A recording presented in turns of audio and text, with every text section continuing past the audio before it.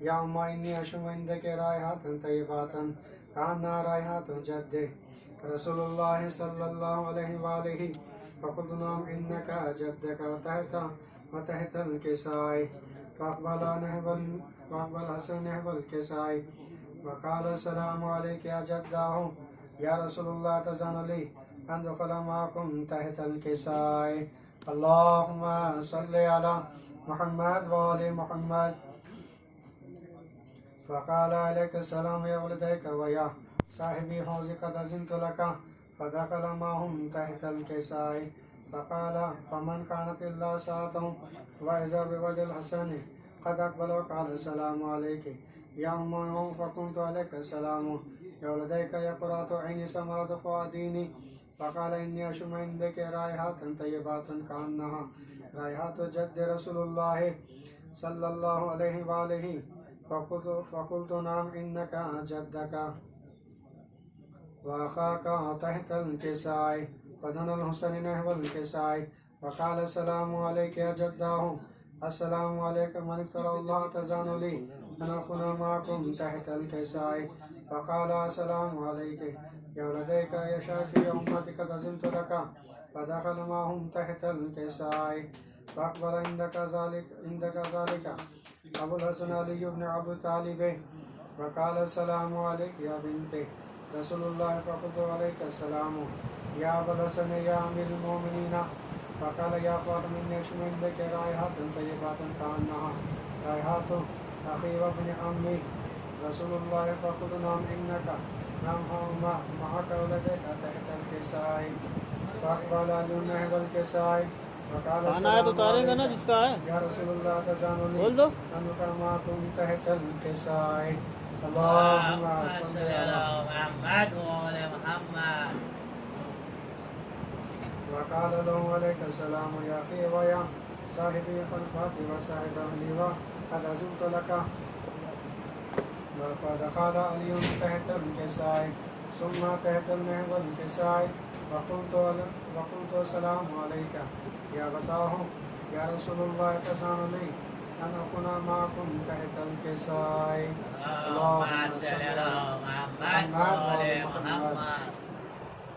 وقال عليك السلام يا بنت ويا فزاتي قد أذنت لك فدخل تحت الكساء فلما اقتربنا جميعا تحت الكساء وأخاك أبي رسول الله بتراف الكساء وأماتي يمت إلى السماء فقال اللهم إن هؤلاء أهل بيتي وخامساتي وحماتي ولحم ولحمي ودمهم دمي يوليهم ما يوليهم أنا حرب لمن أرزاهم أنا حرب لمن حرباهم وسلم لمن سلماهم وذو لمن أهداهم محب لمن حبهم إنه مني وأنا منهم واجعلني صلواتك وبركاتك ورحمتك وغفرانك ورضوانك عليه وعليهم أزل عنه رسا يطهركم تطهيرا.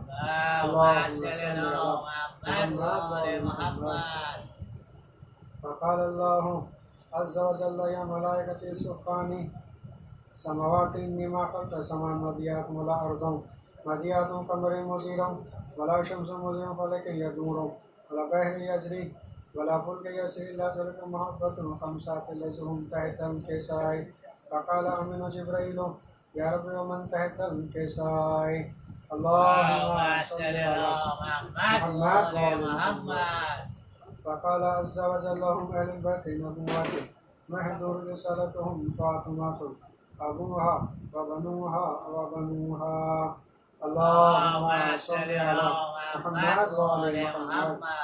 فقال جبريل رب أتزان لي أهل بيت أهل الأرض يكون معكم ثالثا فقال الله نعم قد أذنت لك فهبط أمينه جبريل فقال السلام عليك يا رسول الله علي قال يقرأك السلام يخصه الاحتياط والإكرام يقول لك وعزتي وجلالي إني ما خلقت سماء مضيات ولا أرض مضيات قمر مزير ولا شمس مزير فلك يدور ولا بحر يجري ولا فلك يسري إلا تلك محبة خمسات الذين هم تحت أجركم محبة وقد أذنت لك فادخلون معهم فهل تزان لي یا رسول اللہ فقال رسول اللہ علیہ السلام وامین واللہ انہم نام قد ازنت لك فدخل جبريل معنا تحت الكساء فقال أبيه إن الله قد أوحى إليك يقول إنما يريد الله بذبحكم رجس أهل البيت وطهراكم تطهيرا. اللهم صل على محمد وعلى محمد.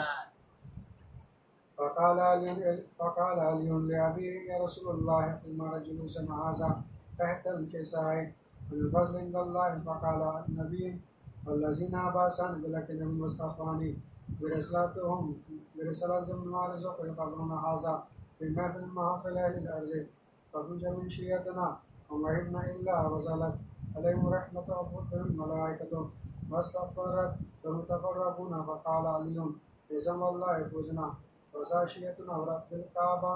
فقال النبي ثانيا يا علي والذين عباسان بلكن المصطفاني برسالتهم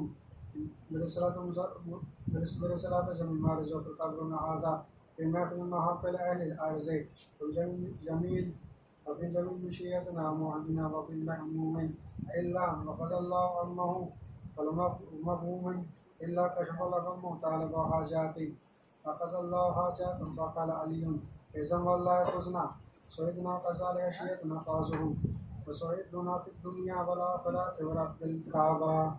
اللهم صل على محمد وعلى محمد. اللهم صل على محمد وعلى محمد. اللهم صل على محمد وعلى محمد. بسم الله الرحمن الرحيم. اللهم إني أسألك بحق محمد وأنت المحمود قبلك علي وأنت الأعلى قبلك فاطمة وأنت فاطر السماوات والأرض قبلك حسن وأنت المحسن وقبلك حسن حسين وأنت القديم حسان قبلك الأئمة من ستة هكتار من ذرية الحسين عليهم السلام.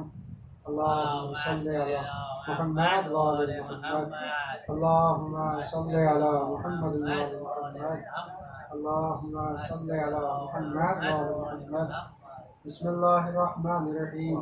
اللهم كن وليك الحجة بالحسن صلواتك عليه وعلى آبائه في هذه الساعة وفي كل ساعة وليا وحافظا وقائدا وناصرا ودليلا وعينا حتى تسكن وارزقك توعا وتمتع فيها طويلا.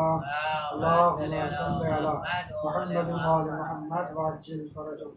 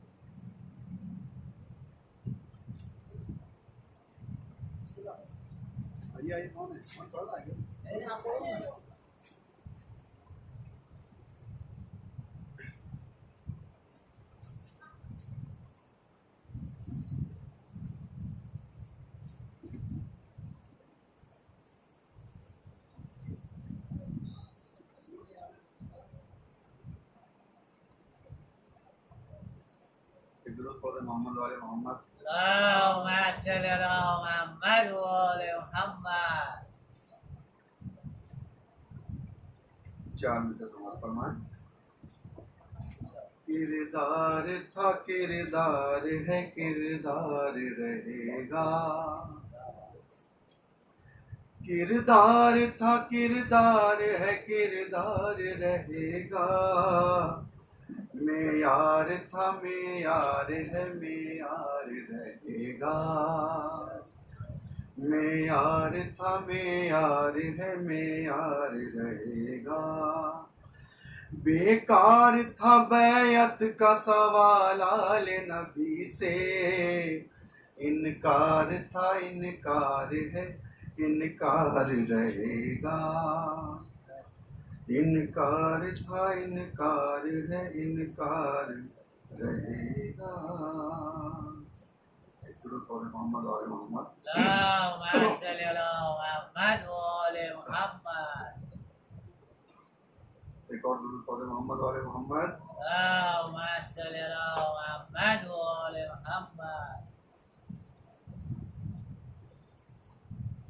جس گھڑی پہنچے محمد مصطفیٰ معراج پر، جس گھڑی پہنچے محمد مصطفیٰ معراج پر، گونج اٹھا نعرہ صلی علی معراج پر، گونج اٹھا نعرہ صلی علی معراج پر، جوتیاں پہنے ہوئے آ جائیے میرے حبیب، جوتیاں پہنے ہوئے آ جائیے میرے حبیب، آ رہی تھی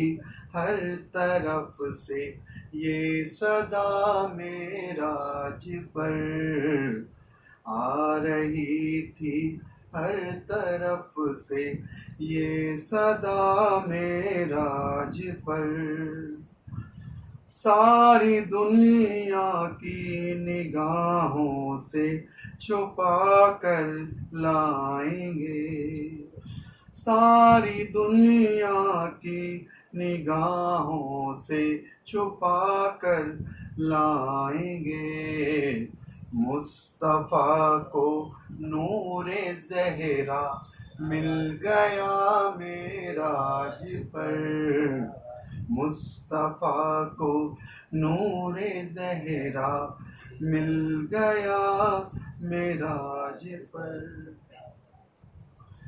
مصطفیٰ بھی ہیں یہاں اور مرتضیٰ بھی ہے یہاں، مصطفیٰ بھی ہیں یہاں اور مرتضیٰ بھی ہیں یہاں، یا خدا میں فرش مجلس پر ہوں یا معراج پر، یا خدا میں فرش مجلس پر ہوں یا معراج پر، ساتھ میں اکبر کو لے کر آنے والے ہیں حسین، ساتھ میں اکبر کو لے کر آنے والے ہیں حسین، جانے والی ہے زمین کربلا معراج پر، جانے والی ہے زمین کربلا معراج پر، لوٹ کر آئے نبی تو مرتضیٰ نے یہ کہا، لوٹ کر آئے نبی تو مرتضیٰ نے یہ کہا، یا نبی کیا میں بتاؤں کیا ہوا معراج پر، یا نبی کیا میں بتاؤں کیا ہوا معراج پر، یا نبی کیا میں بتاؤں کیا ہوا معراج پر، لہجہ حیدر میں کی کس نے نبی سے گفتگو، لہجہ حیدر میں کی کس نے نبی سے گفتگو، رب زباں رکھتا نہیں پھر کون تھا معراج پر رب زباں رکھتا نہیں، پھر کون تھا معراج پر. ایک ضرور پڑھ محمد اللهم صل على محمد وآل محمد. ایک منظر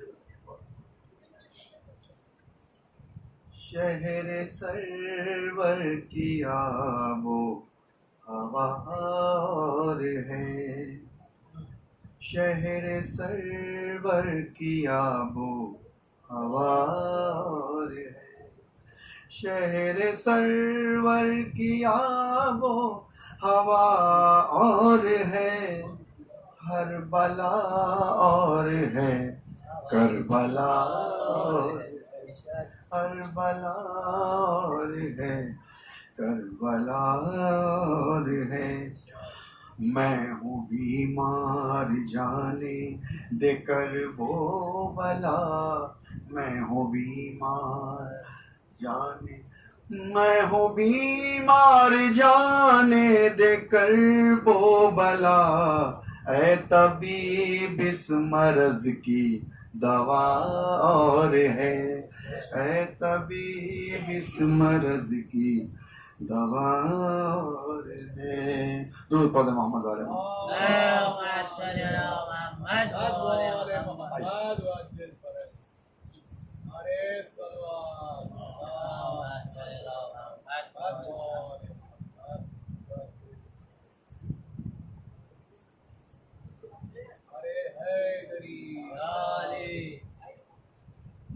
لا حول ولا قوة الا باللہ العلی العظیم. اعوذ باللہ من الشیطان الرجیم. بسم اللہ الرحمن الرحیم. رب اشرح لی صدری ویسر لی امری واحلل عقدۃ من لسانی یفقہوا قولی. بسم اللہ الرحمن الرحیم. فاقم وجہک للدین حنیفا فطرۃ اللہ التی فطر الناس علیہ لا تبدیل لخلق اللہ ذالک دین القیم ولکن اکثر الناس لا یعلمون. صلوات پڑھیں محمد. اللهم صل على محمد وآل محمد. السلام علیکم علی الحسین وعلی علی ابن الحسین وعلی اولاد الحسین وعلی اصحاب الحسین. اللہم صلی علی محمد وآل محمد. چند اشعار سوز کے برائے عزائے امام حسین علیہ السلام. بسم اللہ الرحمن الرحیم. خنجر تلے خنجر تلے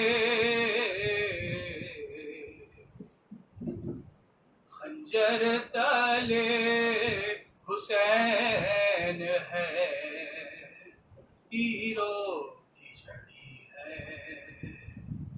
خنجر تلے حسین ہے، تیروں کی جھڑی ہے. ایسی نماز کس نے، ایسی نماز کس نے زمانے میں پڑھی ہے. خنجر تلے حسین ہے، تیروں کی جھڑی ہے. اپنے ہی گرم خون میں جس نے وضو کیا ہے، تیروں کے جا نماز پر الحمد دی صدا. سجدے کو دیکھ موت بھی، سجدے کو دیکھ موت بھی حیران کھڑی ہے. خنجر تلے حسین ہے، تیروں کی جھڑی ہے. اپنے ہی گرم خون میں تڑپے علی اکبر ہے، تھا تیر گلے میں مگر ہنستے علی اصغر، یہ فوج حسینی، یہ فوج حسینی کربل میں لڑی ہے، خنجر تلے حسین ہے، تیروں کی جھڑی ہے، نو کے سنا سے جس نے قرآن سنایا ہے، اڑ اڑ کے گرم ریت نے کفن اس کا بنایا، ہلکے مریدہ لاش جو، ہلکے مریدہ لاش جو مختل میں پڑی ہے، خنجر تلے حسین ہے، تیروں کی جھڑی ہے، دیکھی پناہ ہے سجدہ حیدر کے پسر کا ہے دے رہا گواہی یہ وقت عصر کا، بن میں پڑا ہے لاشا، بن میں پڑا ہے لاشا، اور دھوپ کڑی ہے، خنجر تلے حسین ہے، تیروں کی جھڑی ہے، اپنے ہی گرم خون میں جس نے وضو کیا ہے، تیروں کی جانماز پر الحمد دی صدا، سجدے کو دیکھ موت بھی، سجدے کو دیکھ موت بھی حیران کھڑی ہے، خنجر تلے حسین ہے، تیروں کی جھڑی ہے، صلوات پڑھیں محمد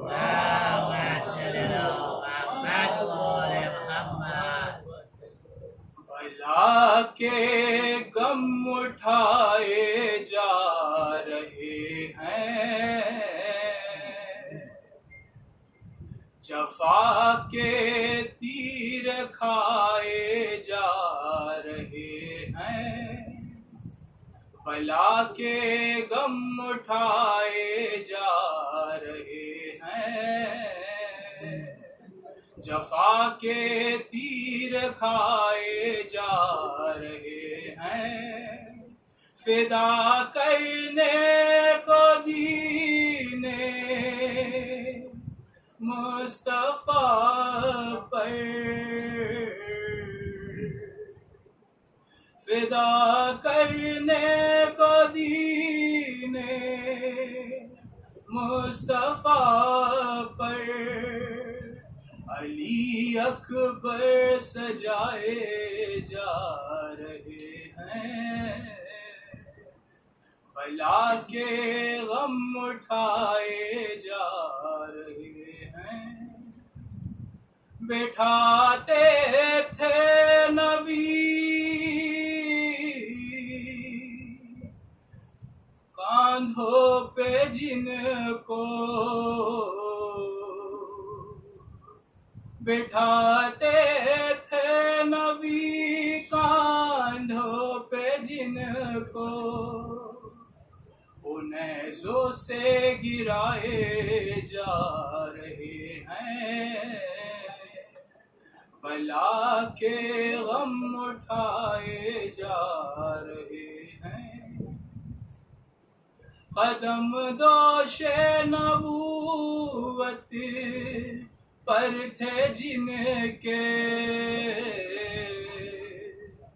قدم دوش نبوت پر تھے جن کے، وہ کانٹوں پہ چلائے جا رہے ہیں، بلا کے غم اٹھائے جا رہے ہیں، جہاں بے اذن آتے تھے نہ جبری،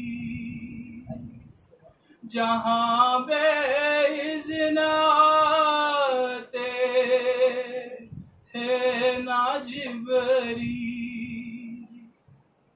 وہ کاشان جلائے جا رہے ہیں، بلا کے غم اٹھائے جا رہے ہیں،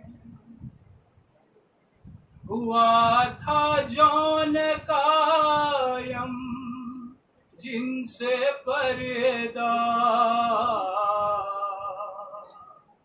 ہوا تھا جون قائم جن سے پردہ، وہ بازاروں میں لائے جا رہے ہیں، بلا کے غم اٹھائے جا رہے ہیں، جفا کے تیر کھائے جا رہے ہیں۔ صلوات پڑھے محمد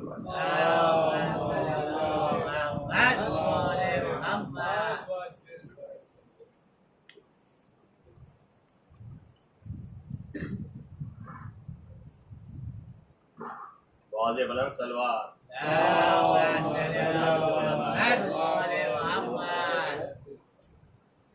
وہی باغ ارم کی ہر در و دیوار دیکھے گا، وہی باغ ارم کی ہر در و دیوار دیکھے گا، جو آنکھوں سے مزار حیدر کرار دیکھے گا، فشار قبر اس پہ ہو نہیں سکتا کسی صورت، جو چہرہ قبر میں مولا تیرا ایک بار دیکھے گا، جو چہرہ قبر میں مولا تیرا ایک بار دیکھا، بر محمد و آل محمد باز بلند صلوات۔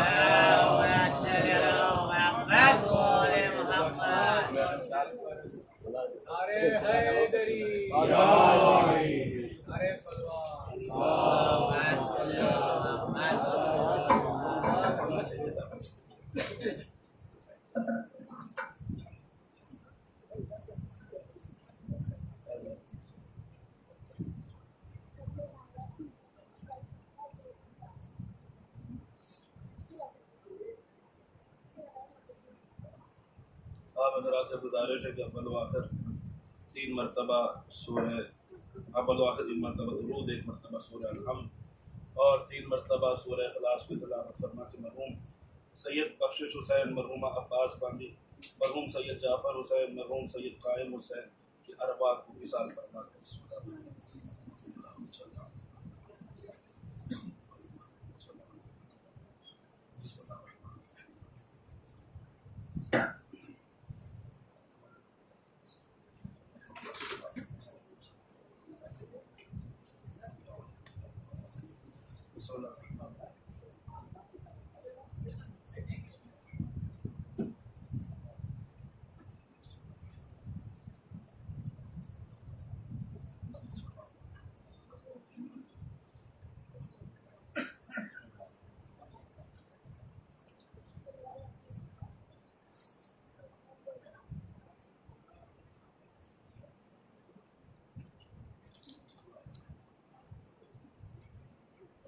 فاتحہ۔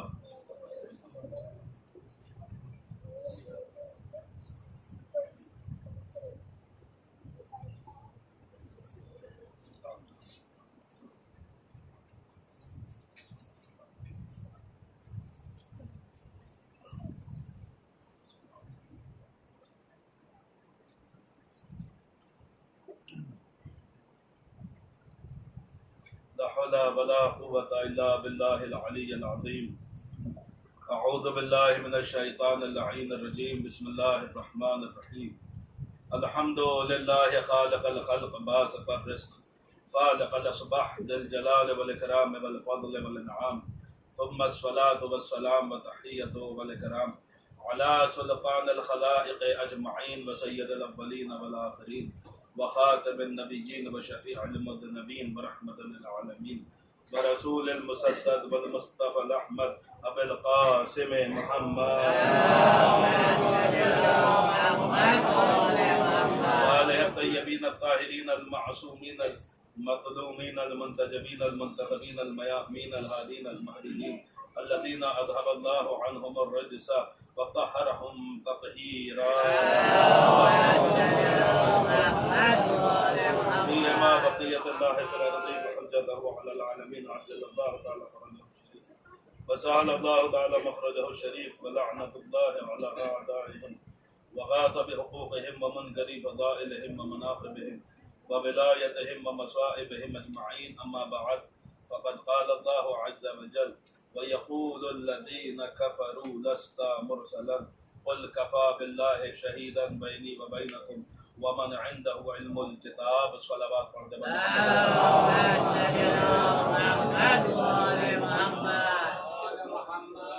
اس اعضاء کی قبولیت کے لیے معصومین کی تشریف آوری کے لیے اور اس کی روحانیت میں مزید اضافے کے لیے دل کی گہرائیوں سے ایک بلند ترین صلوات ارشاد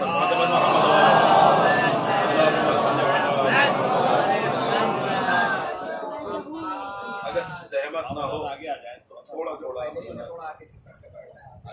ایک صلوات اور پڑھتے پر محمد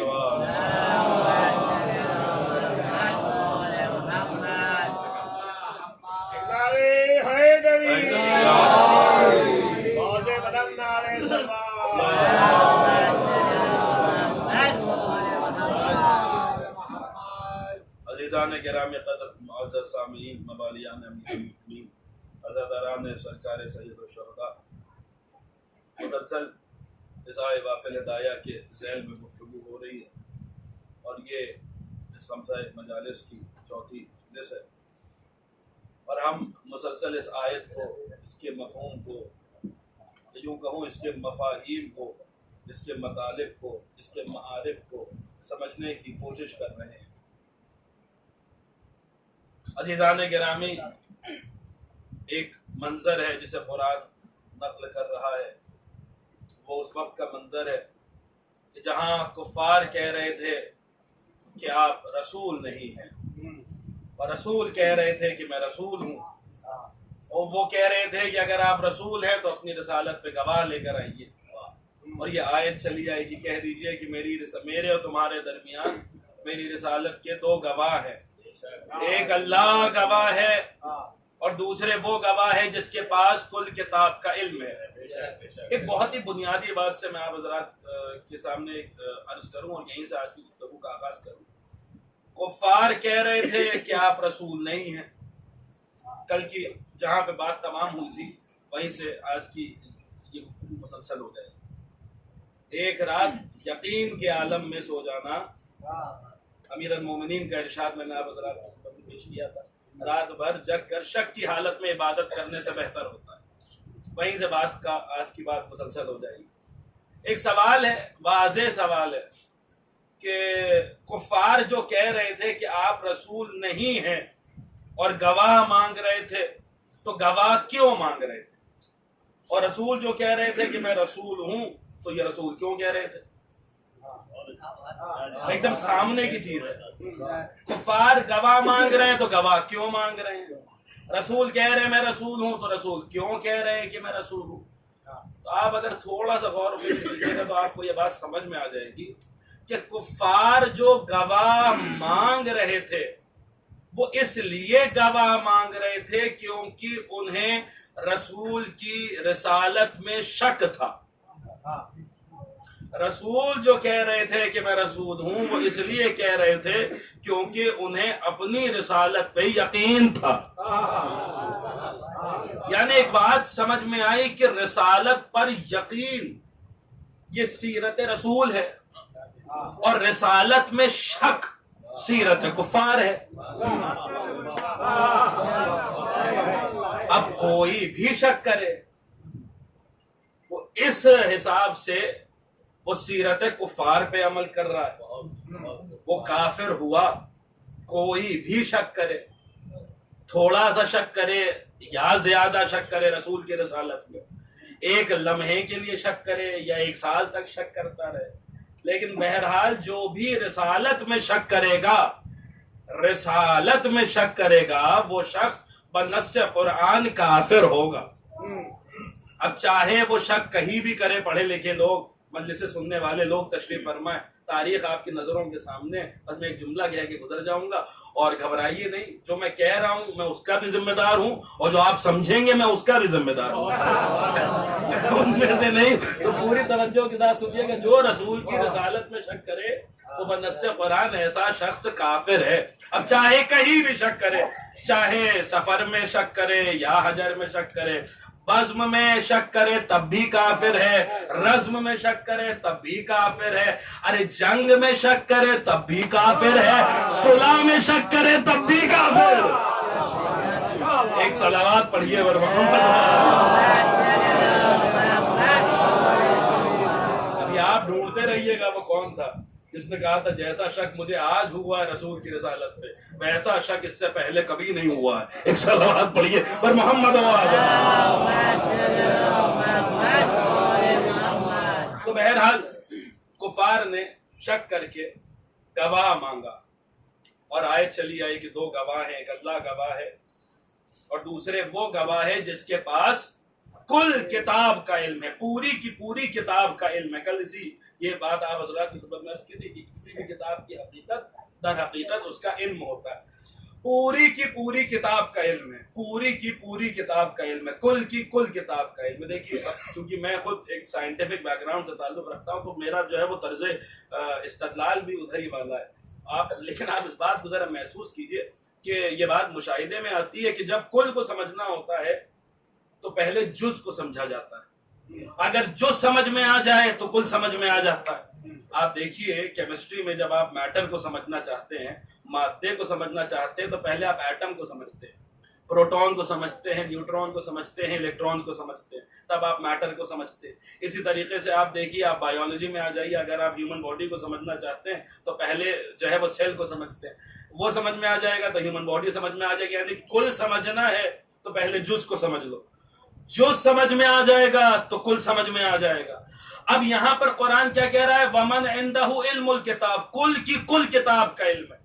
तो देख लेते हैं कि जिसके पास किताब में से जुज़वी इल्म होता है, थोड़ा सा इल्म होता है, वो क्या होता है, तो हमें समझ में आ जाएगा कि जिसके पास कुल की कुल किताब का इल्म होगा फिर वो क्या होगा। देख लेते हैं कि जिसके पास किताब का जुज़वी इल्म है वो क्या है, तो वो समझ में आ जाएगा कि जिसके पास कुल्ली इल्म है किताब का, जिसके पास किताब में से थोड़ा सा इल्म है वो क्या है, तो वो समझ में आ जाएगा जिसके पास पूरी की पूरी किताब का इल्म है। सूरह मुबारक नम्ल पढ़िए। हजरत सुलेमान का दरबार सजा हुआ है। हजरत सुलेमान ने पूछा तुम में से कौन है जो मुल्क सबा से तख्ते बिल्कीस को ले आए। अब सुनिएगा, कौन है जिसके पास किताब में से थोड़ा सा इल्म है, उसके इख्तियारात देखिएगा, उसके फजाइल देखिएगा, तो समझ में आ जाएगा कि जब थोड़ा सा इल्म ये है तो फिर कुल का कुल इल्म जिसके पास होगा वो क्या होगा। पूरी तवज्जो के साथ सुनिएगा। हजरत सुलेमान का दरबार आरास्ता है और हजरत सुलेमान पूछ रहे तुम में से कौन है जो मुल्क सबा से तख्ते बिल्कीस को ले आए। अब अपने बुजुर्ग तो मुझसे बेहतर जानते हैं, अपने छोटे भाइयों के लिए अर्ज कर दूं, मुल्क सबा कहाँ है? मुल्क सबा यानी मौजूदा यमन।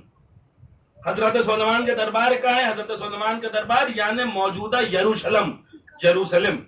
तो यमन कहाँ है और यरूशलम कहाँ है? यमन से तख्ते बिल्कीस मंगवाना है यरूशलम, कितना वक्त लगना चाहिए, कितना अरसा गुजर जाना चाहिए? भाई आज के वो कार्गो प्लेन्स तो उस जमाने में थे नहीं। उस जमाने में तो जो है बड़ा मुद्दत, बहुत वक्त लगता था सफर करने में।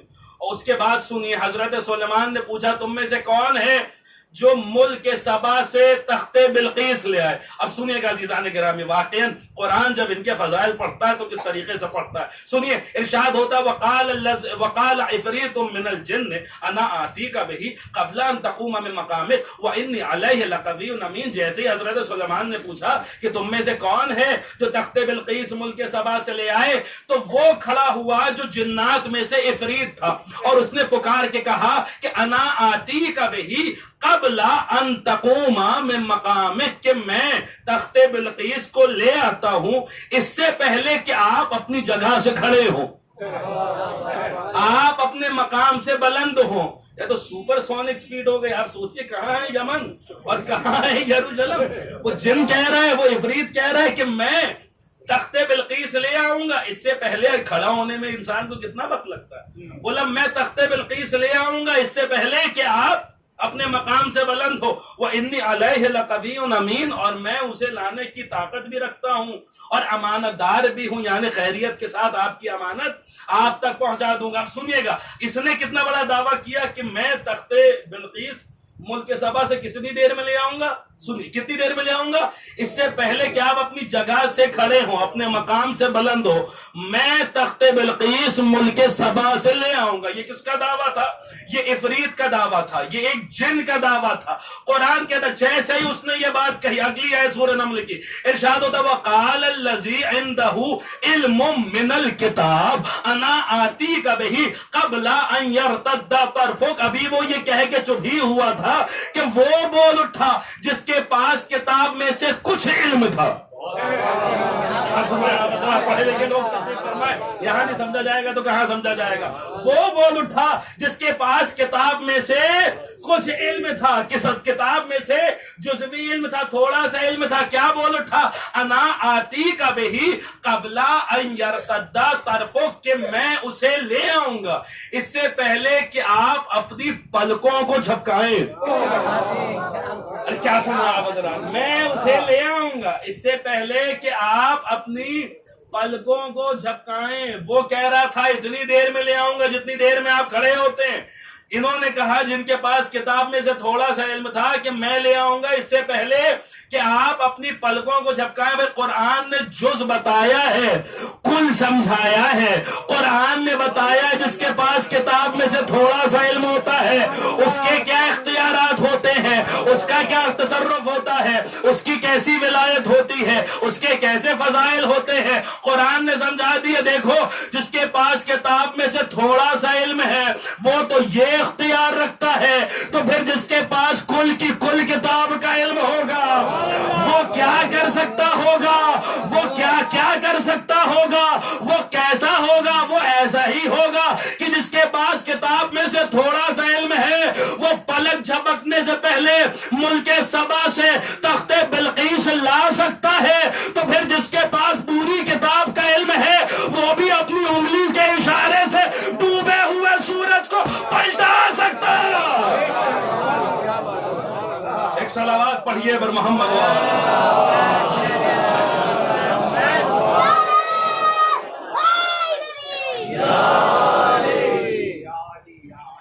एक सलावत पढ़ दे बर मोहम्मद।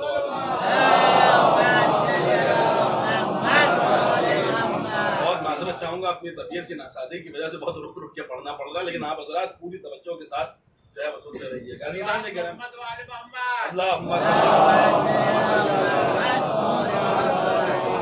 जिसके पास कुल के कुल किताब का इल्म है फिर वो क्या होगा, जिसके पास किताब में से थोड़ा सा इल्म।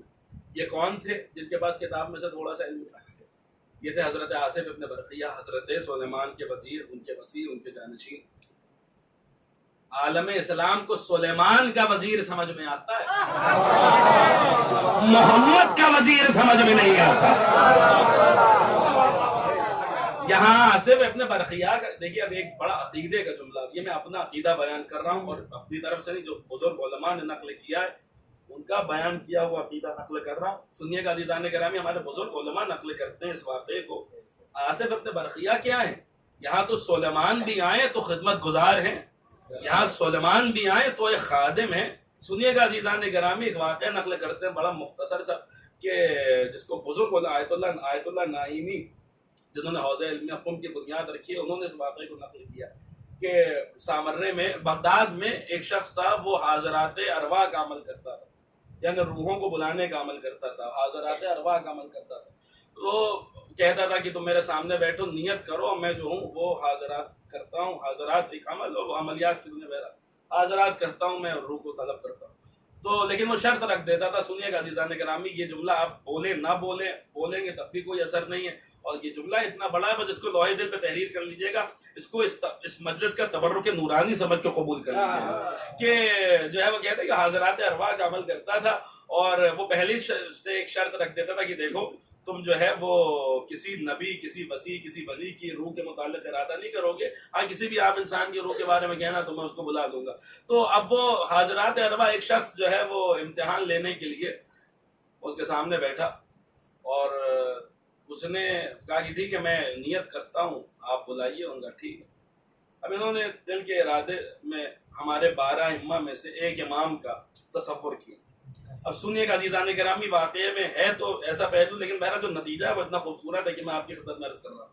جیسے ہی ہمارے ائمہ میں سے ایک امام کا تصور کیا، آیت اللہ نائینی جو ہے وہ روایت بیان کرتے ہیں کہ ادھر اس کا دل میں یہ ارادہ کرنا تھا، وہ جو سامنے والا تھا اس کا بدن لرزنے لگا، اس کا بدن کانپنے لگا، اس کا چہرہ متغیر ہو گیا. اس نے ایک جملہ کہا، وہ جملہ لوہے دل پہ لکھیے گا. اس نے کہا لقد طلبت منی احزار روح رجل یتمنى سلیمان ابن داؤد ان یکتحل بتراب نعلہ. ارے تجھے شرم نہیں آتی؟ تو اس کے متعلق مجھ سے سوال کر رہا ہے کہ اگر سلیمان ابن داؤد کو اس کے قدم کی خاک مل جاتی تو سلیمان اسے اپنی آنکھوں کا سرما بنا لیتے. ایک صلوات پڑھیے بر محمد و آل محمد. اس سے بہتر ایک اور صلوات پڑھے بلند آواز سے.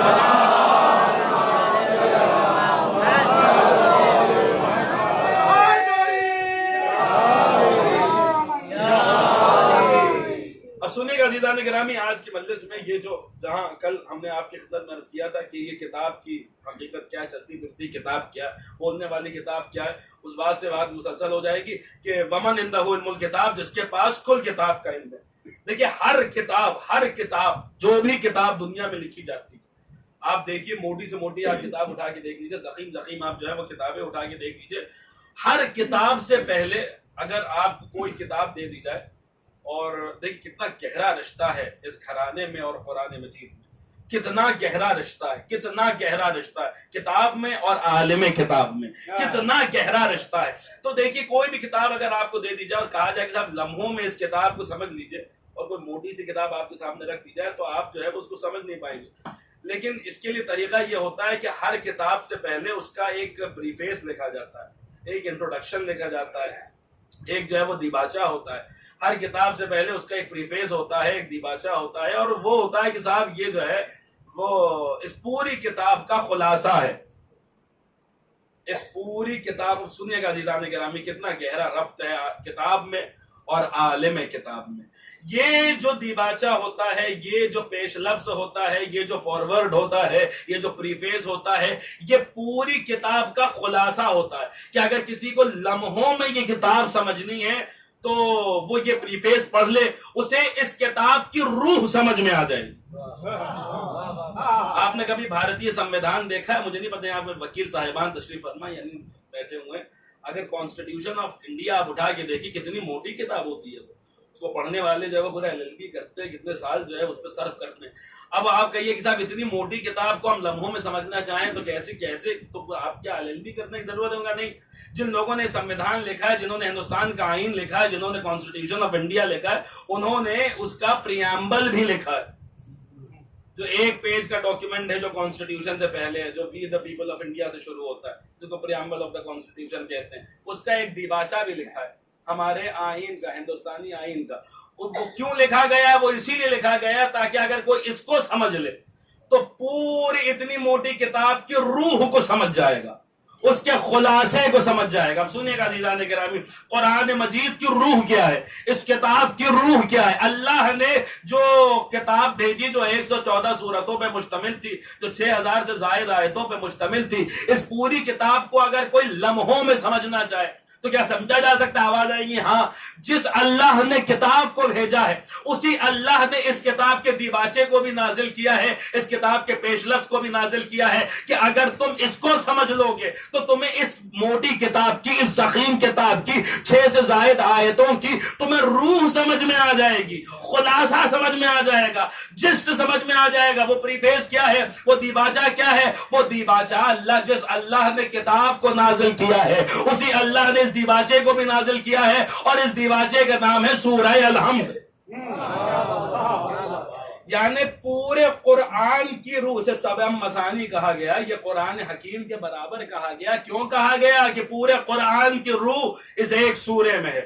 پوری توجہ کے ساتھ سنیے گا، روح ہے قرآن، قرآن مجید کی روح اس ایک سورے میں۔ اچھا، سورہ پورے قرآن کی روح تو سورہ الحمد میں ہے، سورہ الحمد کی روح کہاں ہے؟ کتاب اور عالم کتاب کا رشتہ میں آپ حضرات کو سمجھا رہا ہوں، میرے ساتھ بنے رہیے گا۔ 2-4 آیتیں ہیں اور اس کا انشاءاللہ نتیجہ آئے گا تو آپ سب تک بات پہنچے گی اور انشاءاللہ محظوظ ہوں گے۔ سورہ الحمد کی روح کہاں ہے؟ تو آپ اگر غور سے پڑھیے گا تو سورہ الحمد کا خلاصہ ایک آیت ہے ان 7 آیتوں میں سے۔ کون سی؟ اہدنا الصراط المستقیم۔ کیسے؟ اس سے پہلے کی جتنی آیتیں ہیں ان میں آپ مطلب نہیں بیان کر رہے، صرف اللہ کی تعریفیں کر رہے ہیں، اور اس کے بعد کی جتنی آیتیں ہیں اس میں بھی آپ کوئی خاص الگ بات نہیں کر رہے ہیں، بلکہ جو آپ نے اس میں دعا مانگی ہے اسی کی شرح بیان کر رہے ہیں۔ پوری توجہ کے ساتھ سنیے گا، اہدنا الصراط المستقیم سے پہلے جتنی آیتیں ہیں آپ خدا بند عالم سے اپنا کوئی اصل مطلب پہ نہیں آئے، اس کی تعریفیں بیان کر رہے ہیں۔ اس کے بعد جتنی آیتیں اس میں اسی بات کی آپ شرح کر رہے ہیں۔ کون سا راستہ؟ وہ راستہ صراط الذین انعمت علیہم کا راستہ جن پر تو نے نعمتوں کو نازل کیا، غیر المغضوب علیہم ولا الضالین، نہ کہ ان کا راستہ جن پر تیرا غضب نازل ہوا اور جو گمراہ ہو گئے۔ یعنی اہدنا الصراط المستقیم سورہ الحمد کی روح ہے۔ ایک نتیجہ میں آپ حضرات کی خدمت میں عرض کرنے جا رہا ہوں کہ بات پہنچ گئی تو دعاؤں سے نوازیے گا۔ پورے قرآن کی روح سورہ الحمد ہے، سورہ الحمد کی روح اہدنا الصراط المستقیم ہے۔ یعنی یہ جو اہدنا الصراط المستقیم ہے یہ در حقیقت قرآن کی چابی ہے۔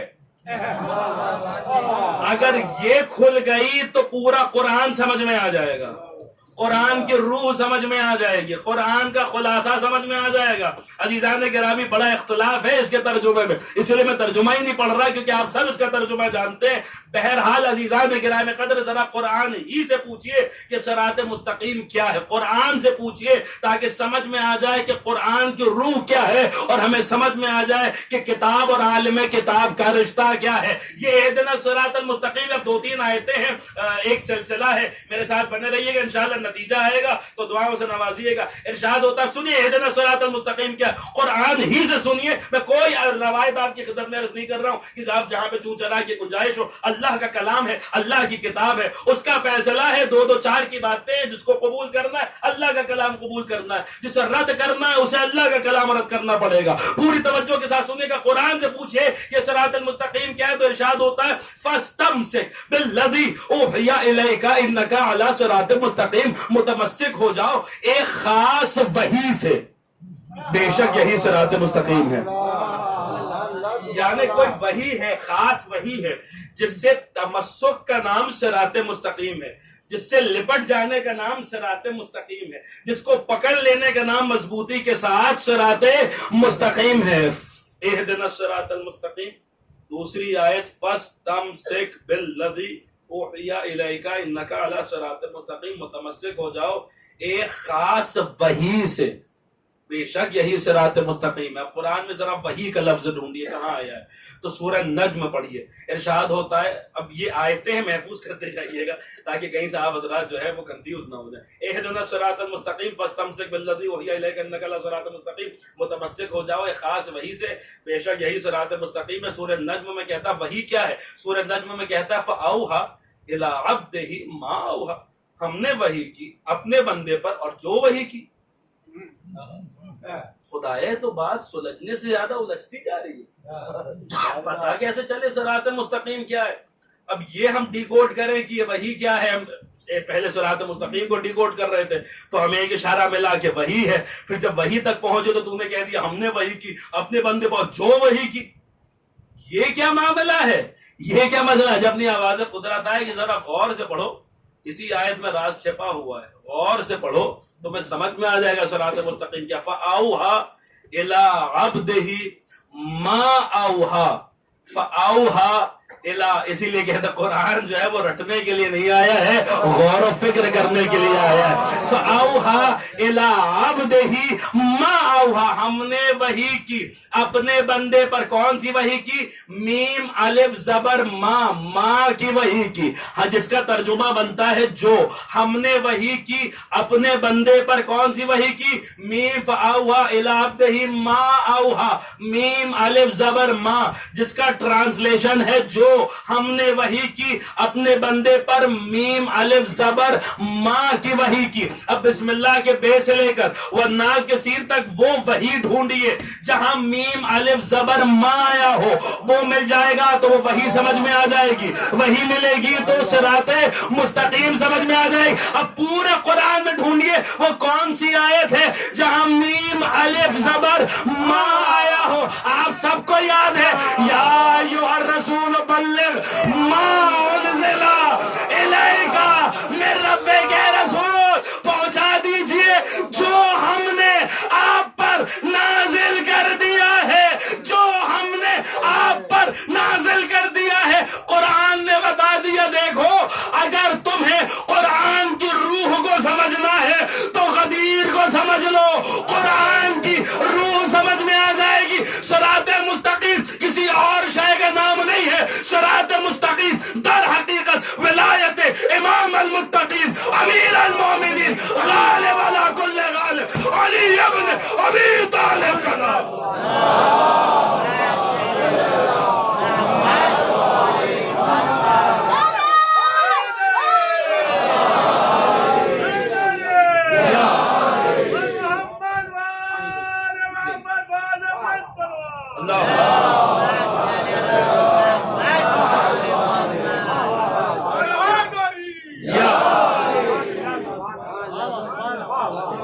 یہ سمجھ میں آ جائے گی تو قرآن کی روح سمجھ میں آ جائے گی.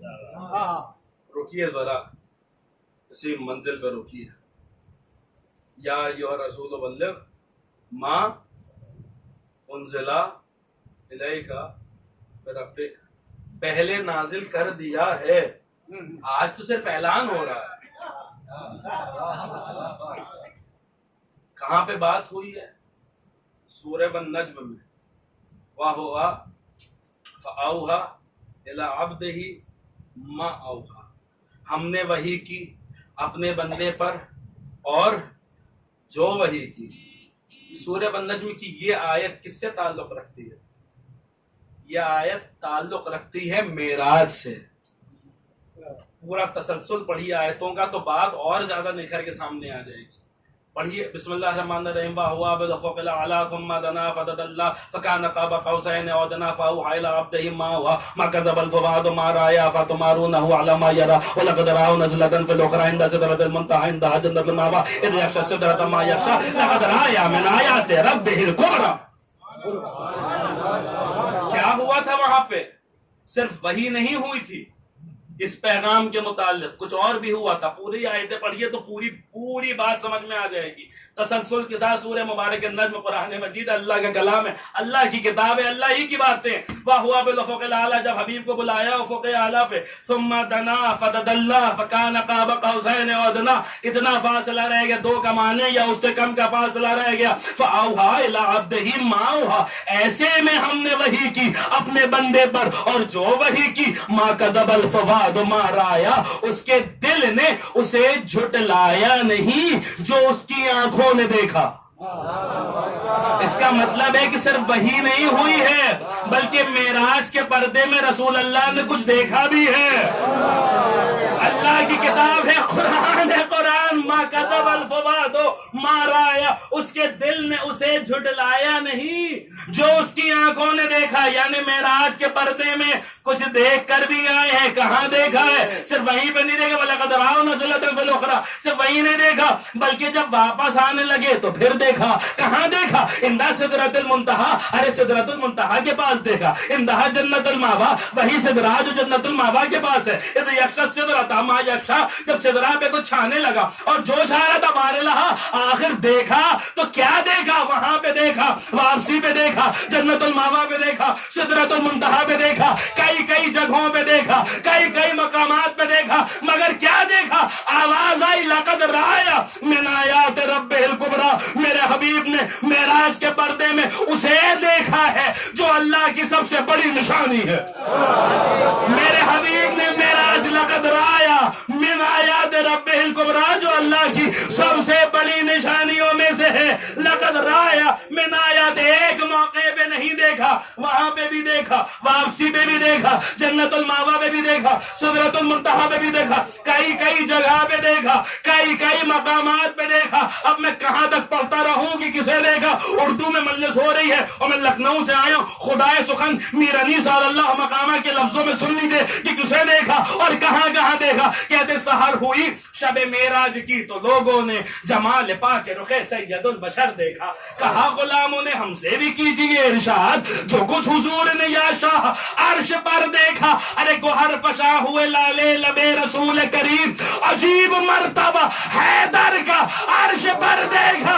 ارے ولی کی صدا تھی، جہاں پہنچے علی نظر آئے جدھر دیر.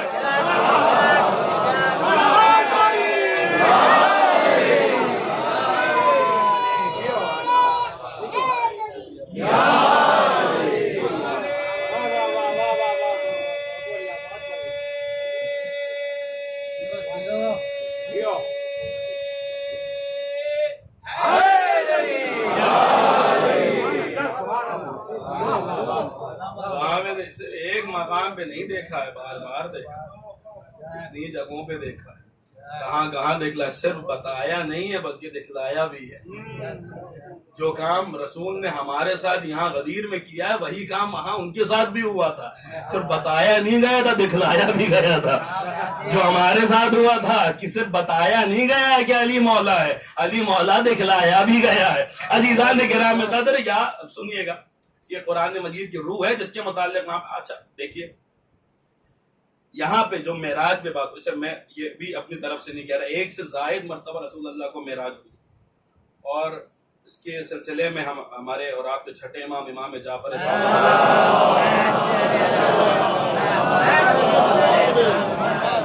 کی حدیث بھی موجود ہے کہ آپ نے ارشاد فرمایا کہ جتنی مرتبہ بھی اللہ نے اپنے حبیب کو معراج دی، ہر مرتبہ ولایت علی کی تاکید کی ہے معراج پہ بلا کے. لیکن ایک عجیب بات ہے کہ معراج پہ جو بات ہوئی ہے اس کے لیے قرآن نے جو لفظ استعمال کیا ہے وہ لفظ ہے فَأَوْحَا إِلَىٰ عَبْدِهِ مَا أَوْحَا، وحی کا لفظ رکھا ہے. اور آیے بلغ میں جو لفظ رکھا ہے وہ رکھا ہے یا ایھا رسول بلغ ما انزل الیک من ربک، اے رسول وہ پہنچا دیجئے جو آپ پر نازل کیا جا چکا. یہاں پر نزول کا لفظ رکھا ہے اور سورہ نجم میں وحی کا لفظ رکھا ہے. یہ کیسے سمجھیں؟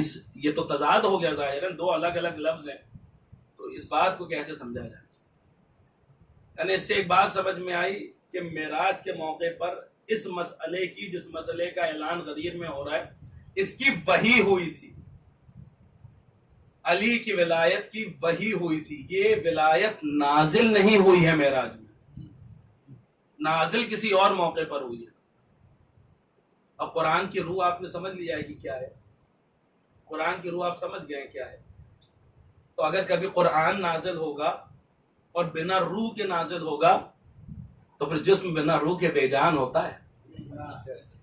ما انزل الیک پہلی مجلس سورہ قدر کیوں ہمیں بار بار پڑھوائی جا رہی ہے؟ ما انزل الیک من ربک، جو آپ پر نازل کیا جا چکا ہے. کب نازل کی گئی ہے ولایت؟ اعلان دن میں ہوا ہے، نازل کی رات میں ہو چکی ہے. اگر کوئی بات ہو تو مجھے احساس کرائیے گا کہ ہاں یہ جو ہے یہ ہمارے لیے ایک بات ہے. بہرحال پوری توجہ سے سنیے گا. اعلان دن میں ہو رہا ہے، نازل رات میں ہو چکی ہے. کون سی رات میں؟ انا انزلناہ فی لیلۃ القدر، ہم نے نازل کیا اسے شب قدر میں. قرآن تو آیا ہی شب قدر میں. جسم بنا جان کے کسی، آپ بتائیے اگر جسم ہو اور روح نہ ہو تو وہ کس، اس میں کیا جو ہے وقات اور اس کی کیا حقیقت رہ جاتی ہے؟ قرآن نازل ہوگا بنا اپنی روح کے نازل ہوگا. کیا سنیں آپ حضرات، یہ بات میں نہیں عرض کر رہا بلکہ آپ پڑھیے تفسیر نور الثقلین، ہمارے اور آپ کے چھٹے امام امام جعفر صادق نے ارشاد فرمایا کہ اس رات مولا نے فرمایا نزلت ولایت امیر المؤمنین علیہ السلام فیہا، اس رات اللہ نے علی کی ولایت کو نازل کیا. قرآن کے ساتھ ساتھ علی کی ولایت کو بھی شب قدر میں نازل کیا گیا ہے. پوری توجہ کے ساتھ سنیے گا، قرآن کے ساتھ ساتھ ولایت بھی شب قدر میں نازل ہوئی ہے. اعلان غدیر خم میں ہو رہا ہے. اچھا اب یہ تین موقع ہو گئے، ایک ہے معراج، ایک ہے شب قدر، ایک ہے غدیر. یہ تین موقع ہو گئے نا، ایک ہے معراج، ایک ہے شب قدر، ایک ہے غدیر. اس بات کو کیسے سمجھیں؟ اس بات کو آج بہت آسانی سے سمجھا جا سکتا ہے.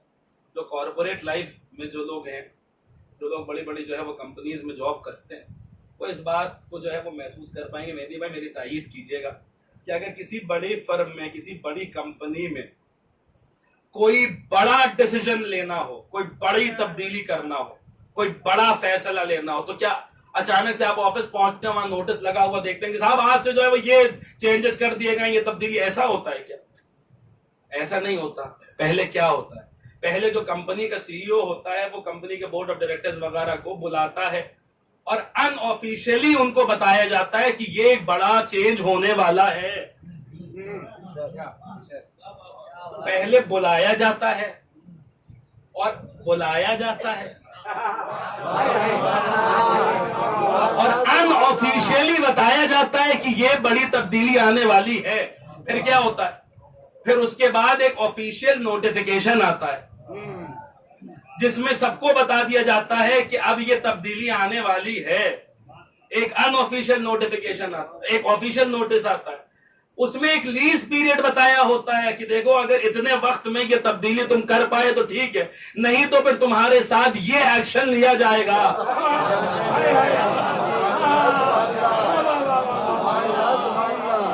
علی کی ولایت اتنا بڑا مسئلہ تھا کہ اس کے لیے پہلے ان آفیشیل میٹنگ بلائی گئی.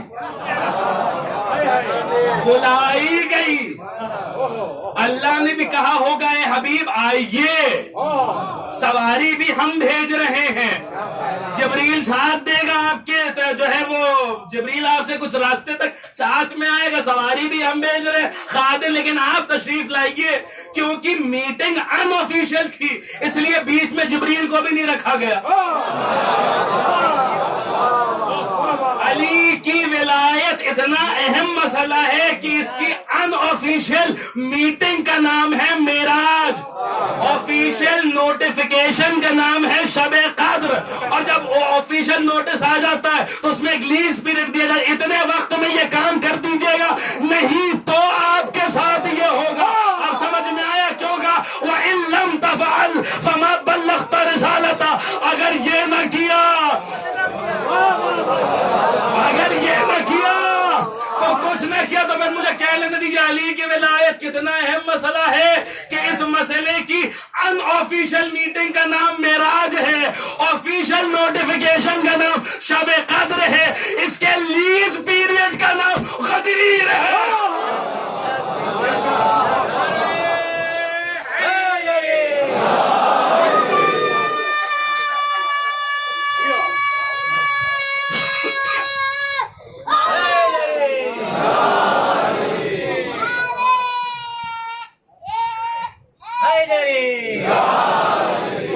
سلامات پڑھو دے بر محمد وآل محمد.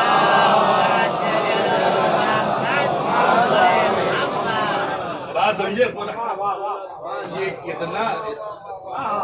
کتنا بڑا معاملہ تھا. اس کو یہ ہلکے میں لینے والی بات نہیں ہے. کتنا بڑا کب سے تیاریاں ہو رہی ہیں. اور علم تفعل، پھر یہاں پہ جو ہے جب لیز پیریڈ کی بات آئی تو اگر یہ نہ کیا، یہ اللہ کس سے کہہ رہا ہے؟ یہ مجھ سے کہا جا رہا ہے، آپ سے کہا جا رہا ہے. آپ قرآن پڑھ کے دیکھ لیجئے، جتنے انبیاء گزرے ہیں اللہ نے ہر نبی کو، جس نبی کو بھی آواز دی ہے اس کا نام لے کے آواز دی. سنیے گا کس سے کہا جا رہا ہے.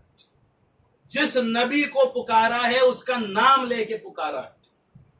پورا قرآن آپ پڑھ لیجئے، کس سے کہا جا رہا؟ ہر نبی کو اس کا نام لے کے پکارا گیا. مثال کے طور پہ جب آدم کی بات آئی تو کہا یا آدم اس کو ننتا وزوجک الجنہ، یا آدم آپ اور آپ کی زوجہ جنت میں سکونت پذیر ہو جائیے. نوح کی باری آئی تو کہا یا نوح انہ لیس من اہلک، جب بیٹے نے نافرمانی کی اے نوح یہ بیٹا یہ آپ کے اہل سے نہیں ہے. ابراہیم کی بات آئی تو قرآن نے کہا وَنَادَيْنَاهُ أَن يَا ابراہیم، اور جب ہم نے اسے ندا دی اے ابراہیم، یعنی یا ابراہیم قرآن میں موجود ہے. موسیٰ کی باری آئی تو قرآن نے کہا یا موسیٰ انی انا اللہ رب العالمین، اے موسیٰ میں اللہ ہوں، عالمین کا رب ہوں. اسی طریقے سے یحییٰ کی باری آئے تو کہا یا یحییٰ خذ الکتاب بقوہ، اے یحییٰ کتاب کو مضبوطی کے ساتھ تھام لیجئے. عزیزان گرامی، جس نبی کو بھی قرآن نے آواز دی ہے، جس نبی کو بھی اللہ نے پکارا ہے، اس کا نام لے کے پکارا ہے.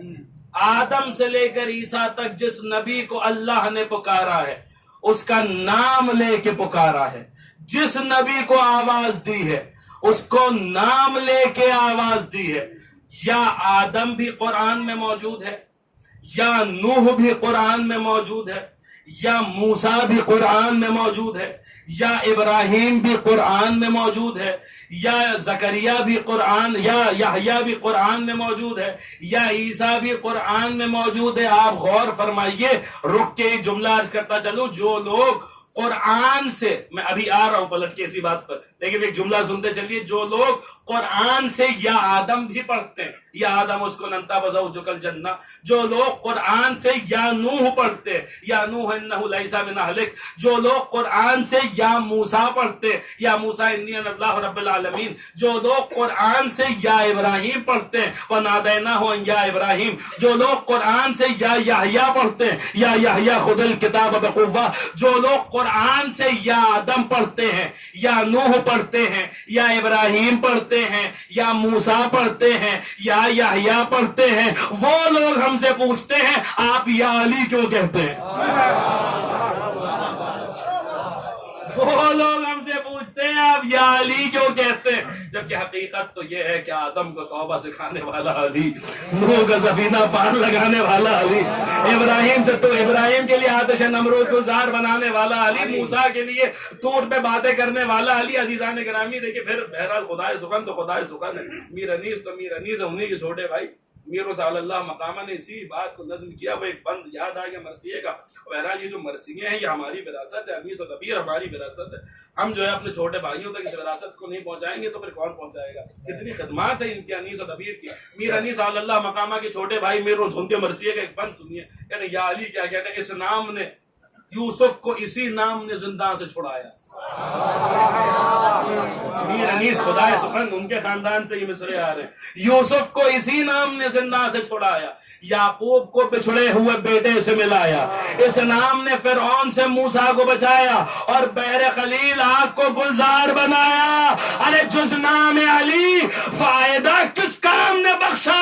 ارے ایوب کو بھی صبر اسی نام نے بخشا.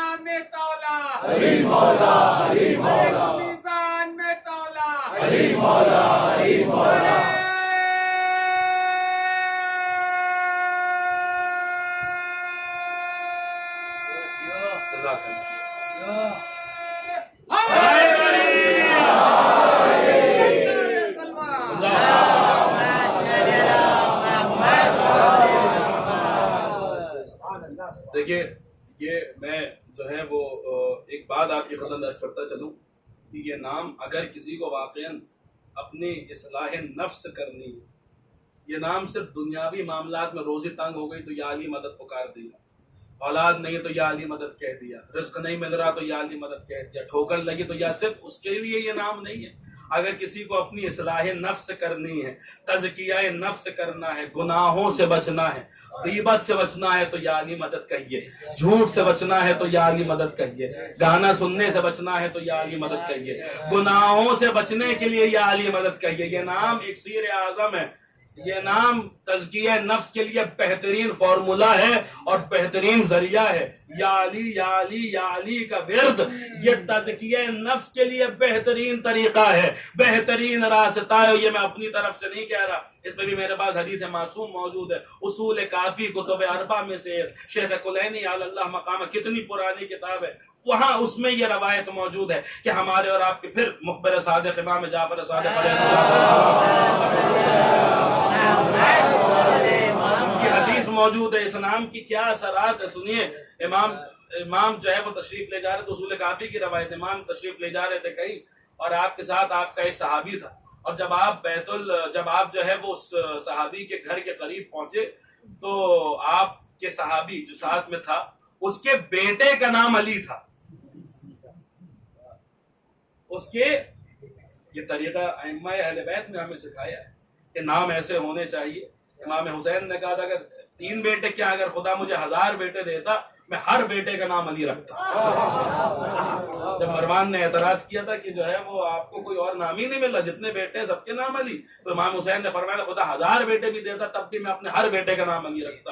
عزیزان کرام قدر سنیے گا، تو بہرحال یہ کہ جو ہے جب گھر کے قریب آ گئے تو اس نے اپنے بیٹے کو پکارا تھا، یا حرف ندا ہے، اب وہ اپنے بیٹے کو پکار رہا ہے تو کیسے پکارے گا؟ یا علی کہہ کر ہی تو پکارے گا۔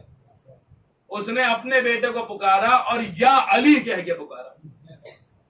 اب یہ نام تو ایسا ہے کہ جب مومنین کے چہرے پہ مسکراہٹ آ جاتی ہے تو وہ تو امام المومنین ہے، ان کے چہرے پہ بھی جو تبسم آ گیا، امام نے اس وقت ایک تاریخی جملہ ارشاد فرمایا۔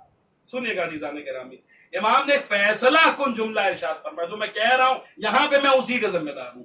تو امام نے جو ہے ایک فیصلہ کو جملہ ارشاد فرمایا، جیسے اس نے کہا یا علی، امام ارشاد فرماتے ہیں کہ جب کوئی بندہ کہتا ہے یا محمد یا پھر کہتا ہے یا علی، تو اس کا اثر یہ ہوتا ہے کہ ابلیس کے چہرے کا گوشت گل جاتا ہے، پھر شیطان اس کے قریب نہیں آتا۔ اسی لیے میں نے کہا تھا کہ گناہوں سے بچنے کے لیے یا علی مدد جو ہے وہ ایک بہترین وظیفہ ہے۔ شیطان اس سے، یعنی ایک بات تو یہاں پہ یہ سمجھ میں آ گئی کہ یا علی مدد سے، یا علی کے نعرے سے پرابلم کس کو ہوگی؟ جس کے چہرے کا گوشت گل رہا ہے۔ میرے مولا بڑا احسان، آپ نے چہروں سے پردے ہٹا دیے، ہمیں پتا چل گیا وہ کون ہوتے یا علی سننے کے بعد جن کے چہرے بگڑ جاتے ہیں۔ ایک صلوات پڑھیے پر محمد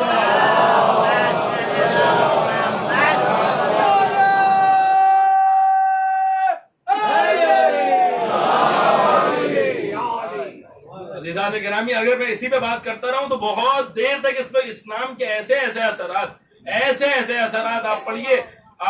آیت اللہ سید ہاشم بحرانی علی اللہ مقام کی کتاب مدینۃ المعاجز جلد نمبر غالباً 2 جلد میں یا پہلی جلد میں یہ واقعہ موجود ہے کہ امیر المومنین کہیں سفر کر رہے تھے اور ساتھ میں آپ کے جو ہے وہ یہودی عالم تھا جس کے پاس پچھلی کتابوں کا علم تھا،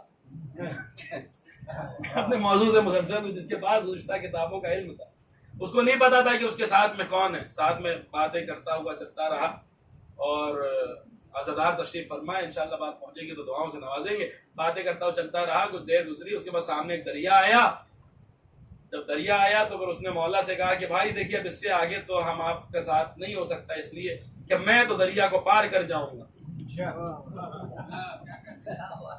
اس لیے کہ میرے پاس کچھ ہے، اگر آپ کے پاس بھی وہ ہوتا تو آپ بھی دریا کو پار کر چلے۔ خدا حافظ، بہت اچھا لگا آپ سے مل کر، انشاءاللہ پھر کبھی زندگی رہی تو ملاقات ہوگی۔ مولا بھی رک گئے، اس نے کچھ پڑھا اور پانی پہ قدم رکھا، اور پھر وہ پانی کو عبور کرتے ہوئے، پانی پہ چلتے ہوئے دوسری طرف پہنچا۔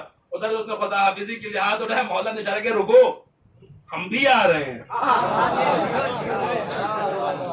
مولا نے پانی پہ قدم رکھ دیا، لیکن ایک فرق تھا، جب اس یعنی جس کے پاس توریت و انجیل کا علم تھا، جب جو ہے وہ گزشتہ توریت و زبور کا علم تھا، جب اس نے پانی پہ قدم رکھا تھا تو پانی پانی تھا، جیسے میرے مولا کے قدم پانی پہ پڑے تو پانی کے ہر قطرے نے چاہا کہ بڑھ کے علی کے قدم بوسی کر لیں.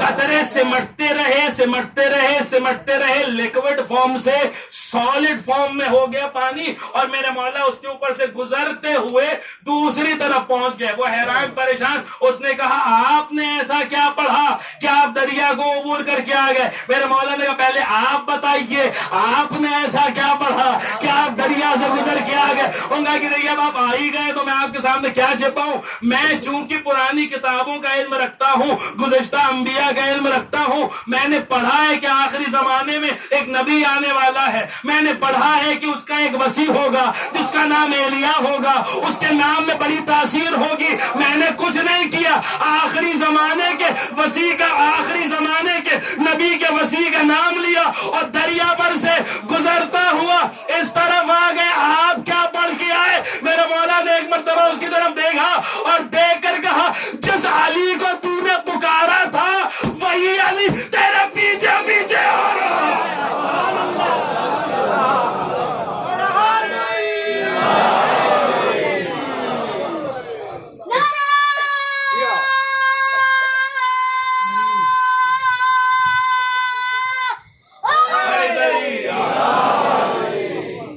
دیکھیے اس گھرانے کا معجزہ ہے, قربان ہو جائیں اس گھرانے پر. اس گھرانے کی کیا تاثیر ہے, کیا اثرات ہیں.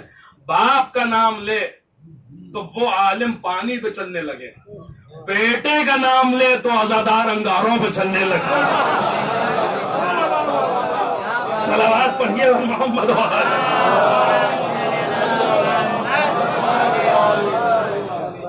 عرض یہ کر رہا تھا آپ حضرات کی خدمت میں کہ یہ گزشتہ تمام انبیاء کا نام موجود ہے. جب بھی اللہ نے جس نبی کو آواز دی اس کا نام لے کے آواز دی. کس سے کہا جا رہا ہے وَإِن لَمْ تَفْعَلْ؟ بس آخری بات ہے, گفتگو تمام, کیونکہ اب اس سے زیادہ کی گفتگو کا موقع ہے نہ محل ہے. وقت انشاءاللہ کل آگے ہم بات کریں گے, پورے جو یہ 5 دنوں کا خلاصہ ہے وہ آپ حضرات کے خدمت میں پیش کریں گے حتمی طور پہ کہ کتنا ربط ہے ان دونوں کے درمیان. عزیزان گرامی, اس سے کہا جا رہا ہے وَإِن لَمْ تَفْعَلْ. آپ سوچئے کہ آدم کا نام قرآن میں, قرآن اللہ آدم کو پکار رہا ہے تو یا آدم کہہ کے پکار رہا ہے, نوح کو پکار رہا ہے تو یا نوح کہہ کے پکار رہا ہے, ابراہیم کو پکار رہا ہے تو یا ابراہیم کہہ کے پکار رہا ہے, موسیٰ کو پکار رہا ہے تو یا موسیٰ کہہ کے پکار رہا ہے, یحییٰ کو پکار رہا ہے تو یا یحییٰ کہہ کے پکار رہا ہے. لیکن میرے نبی کی جب بات آتی ہے تو بر بنائے محبت, اتنی محبت تھی خدا میں اور اس کے حبیب میں کہ کہیں بھی پورے قرآن میں بسم اللہ کے بے سے لے کر والناس کے سین تک اللہ نے یا محمد نہیں کہا. جب کہا تو کہیں یا ایھا النبی کہا, یا ایھا رسول کہا, طٰہٰ کہا, یاسین کہا, مزمل کہا, مدثر کہا. اے ہمارے نبی, اے ہمارے رسول, اے سید و سردار, اے طیب و طاہر, اے چادر اوڑھنے والے, اے کملی اوڑھنے والے. جہاں پکارا تو ایسے نام لے کے پکارا جس نبی سے اتنی محبت تھی. اللہ جانے وہ بات کتنی وزنی ہوگی کہ اس نبی سے کہہ رہا ہے وَإِن لَمْ تَفْعَلْ فَمَا بَلَّغْتَ رِسَالَتَهُ. اگر یہ نہ کیا تو کچھ نہ کیا. صلوات پڑھے بر محمد.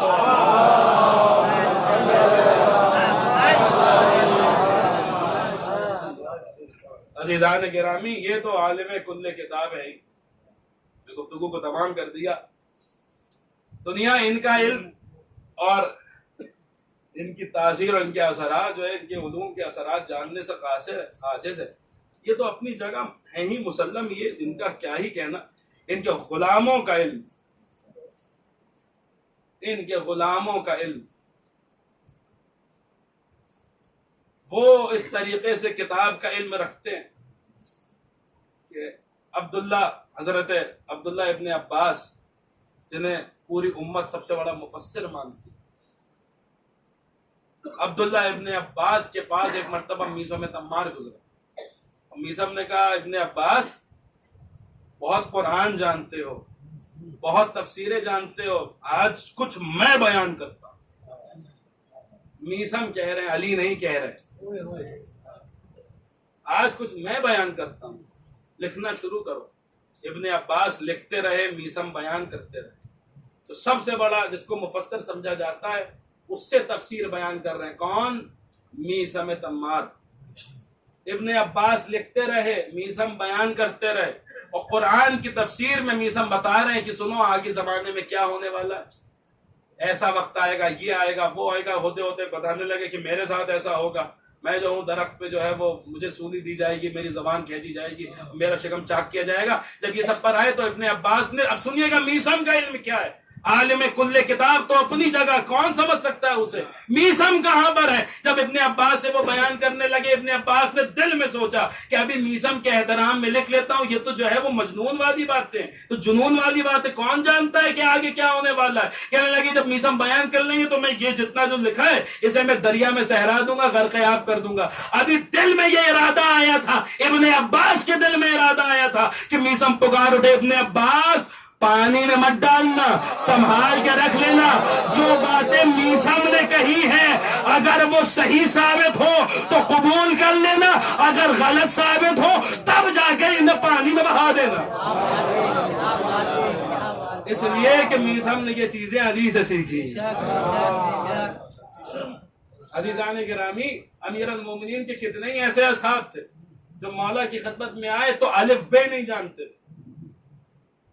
میثم خود غلام تھے، الف بے مجھے اپنے استاد مولانا علی قاسم صاحب قبلہ مرحوم کا ایک جملہ، خدا ان کے درجات بلند فرمائے، جملہ یاد آتا ہے جو انہوں نے روتے ہوئے کہا تھا کہ میثم جب مولا کی خدمت میں آئے تھے تو الف بے نہیں جانتے تھے، اور جب دنیا سے جا رہے تھے تو اس سولی سے پکار کے کہہ رہے تھے کہ قیامت تک کے واقعات میثم سے پوچھ لو، میثم بتانے کو تیار ہے۔ کیسے یہ غلام ہے مولا کے۔ کچھ ایسے غلام تھے میرے مولا کے جن کے پاس علم منایا، علم بلایا تھا، یعنی سب کچھ میرے مولا نے ان کو بتا دیا تھا، قیامت تک کون کب مرے گا، کب جیے گا، کتنی زندگی پائے گا، کتنی حیات پائے گا، کتنی سانسیں پائے گا، کتنا رزق پائے گا، کس پر کون سی بلا نازل ہوگی، کس پر کون سی مصیبت، سب دے دیا تھا میرے مولا نے۔ مثال کے طور پہ حضرت سلمان کے لیے رسول اللہ کے زمانے میں ملتا ہے، مفاتیح الجنان پڑھی حضرت سلمان کی زیارت کے باب میں، وہاں آپ کو یہ روایت مل جائے گی کہ رسول فرماتے جبریل میرے جو ہے وہ وحی لے کر آئے کہ خدا کہہ رہا ہے کہ سلمان کو علم منایا اور علم بلایا سکھا دیجئے، قیامت تک کے واقعات سلمان کو سکھا دیے گئے تھے۔ ویسے ہی امیر المومنین کے زمانے میں کچھ ایسے اصحاب تھے، 5 کا تو ذکر سیدھے موجود ہے کہ جن کو قیامت تک کے واقعات سکھا دیے گئے تھے، جن کو خواص خمسہ کہا جاتا ہے۔ یہ 5 ایسے تھے جن کو قیامت تک کے واقعات سکھا دیے گئے تھے۔ حضرت میثم تمار قیامت تک کے واقعات سکھا دیے گئے تھے۔ اسی طریقے سے حضرت عمرو ابن حمق خزاعی یہ بھی شہید ہوئے مولا کی محبت میں، بہت جلیل القدر صحابی ہے مولا۔ اسی طریقے سے حضرت رشید ہجری، آپ ذرا جو عراق گئے ہیں انہوں نے زیارت کی ہوگی حضرت رشید کے روزے کی، یہ بھی حضرت میثم کی طرح سے شہید ہوئے تھے، انہوں نے بھی کہا تھا مجھ سے واقعات پوچھ لو۔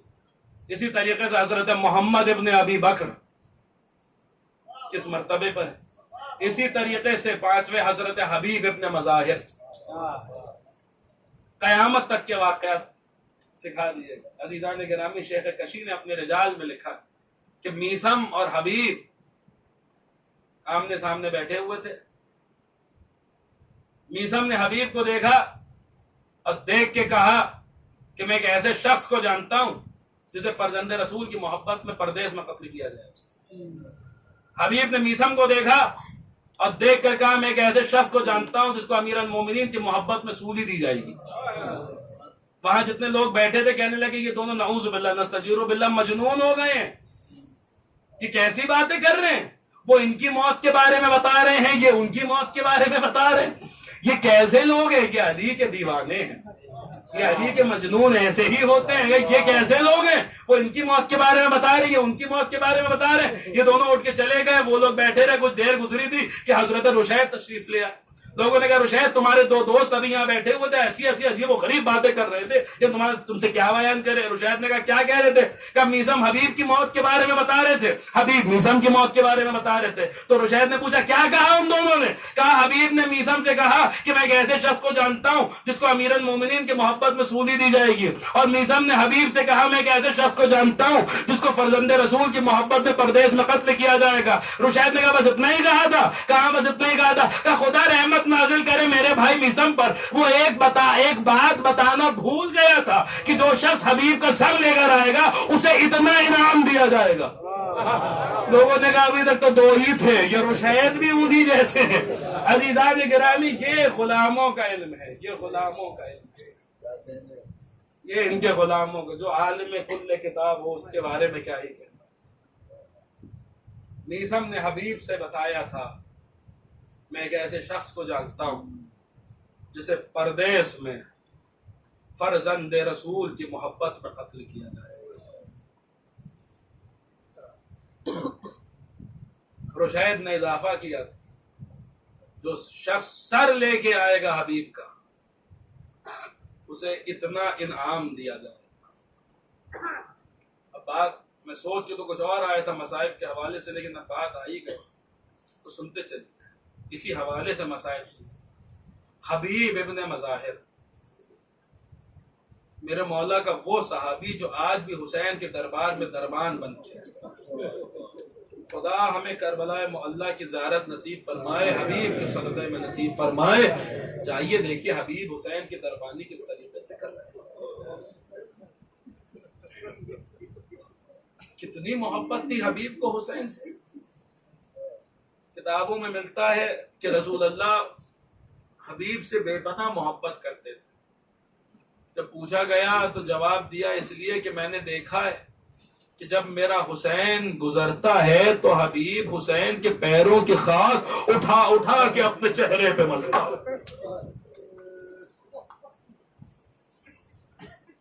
عزیزان گرامی, جہاں تک میرا ناقص مطالعہ ہے اور جہاں تک میں نے پڑھا ہے, شہداء کربلا میں 2 ہستیاں ایسی ہیں کہ مختلف موقعوں پہ جن کے سر گھوڑے کی گردن میں باندھے گئے. سنیے گا عزیزان گرامی, قدر انشاءاللہ بہت روئیں گے.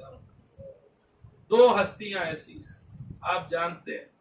ایک تو ہمارا اور آپ کا مولا عباس, سکینہ کا چچا, زینب کی آس, ام کلثوم کی دھارس, جس کا سر کوفے کے بازار میں جب آیا تو گھوڑے کی گردن میں بندھا ہوا تھا. اب یہ بات تو میں بتا نہیں سکتا کہ گھوڑا جب چلتا ہے تو کس طریقے سے چلتا ہے. میرے آقا کا سر کتنا زخمی ہوتا ہوگا. اس طریقے سے عباس کا سر کوفے کے بازار میں آیا تھا. کوفے کے بازار میں عباس کا سر, مختل نے لکھا, آیا تو گھوڑے کی گردن میں بندھا ہوا تھا. سنیں گے کربلا میں کس کا سر گھوڑے کی گردن میں باندھا گیا. جب حضرت حبیب کو قتل کیا گیا تو 2 لوگوں میں یہ اس بات پہ جو ہے وہ ایک جھگڑا ہو گیا کہ میں نے حبیب کو مارا یا تو نے حبیب کو مارا. وہ کہہ رہا تھا مجھے حبیب کا سر چاہیے, یہ کہہ رہا تھا مجھے حبیب کا سر چاہیے. بالآخر یہ سمجھوتا ہوا کہ تو حبیب کا سر نو کے نیزہ پہ بلند کر کے شام تک لے کے جانا, مجھے ابھی تھوڑی دیر کے لیے حبیب کا سر دے دو, میں حبیب کا سر تمام فوج یزیدی میں گھماؤں اور بتاؤں کہ میں نے حبیب کو مارا. سنیں گے اس شقی نے کیا کیا, اس نے حضرت حبیب اپنے مظاہر کے سر کو کس طریقے سے سر کی تشہیر کیا. مختل یہ کہتا حبیب کا سر لیا, لے کے گھوڑے کی گردن میں باندھا, فوج یزیدی میں گھوم گھوم کے کہتا تھا دیکھو میں ہوں جس نے ایسے کو مارا, میں حبیب کا قاتل ہوں. اللہ اکبر, اللہ اکبر, اللہ اکبر. عزیزان گرامی سنیے گا انشاءاللہ بہت روئیں گے. حبیب کوفے کے رہنے والے تھے. جب حبیب اپنے مظاہر کا سر نو کے نیزہ پہ بلند کر کے کوفے میں لایا گیا, انشاءاللہ بہت روئیں گے آپ حضرات.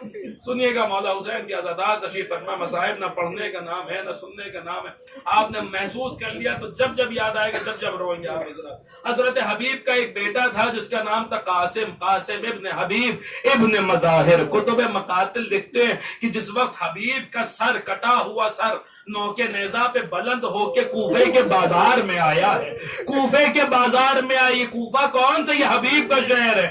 جب بیٹے نے باپ کا سر نو کے نیزہ پہ دیکھا, جوان بیٹا تھا, باپ کا سر نو کے نیزہ پہ دیکھا تو ایک مرتبہ اس ملعون کے پاس آیا جس کے ہاتھ میں نیزہ تھا, آ کر کہتا لاؤ یہ سر مجھے دے دو.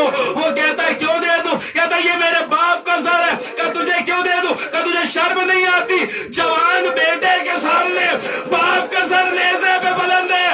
میں دستے ادب جوڑ کے کہوں گا اے قاسم ابن حبیب, آپ کی نظروں نے کچھ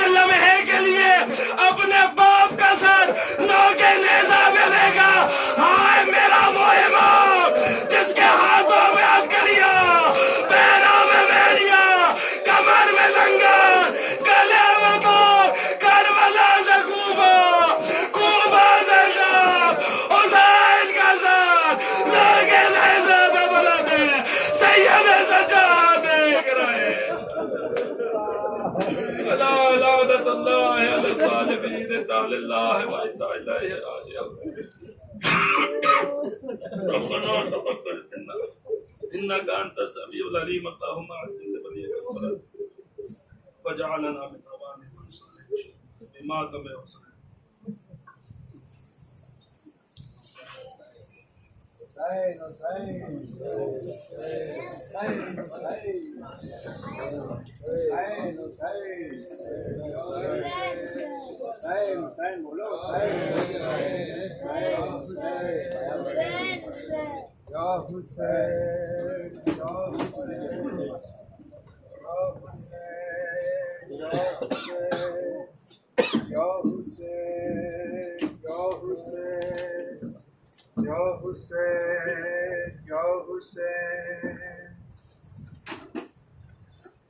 کوفے میں اجڑ کر کربل سے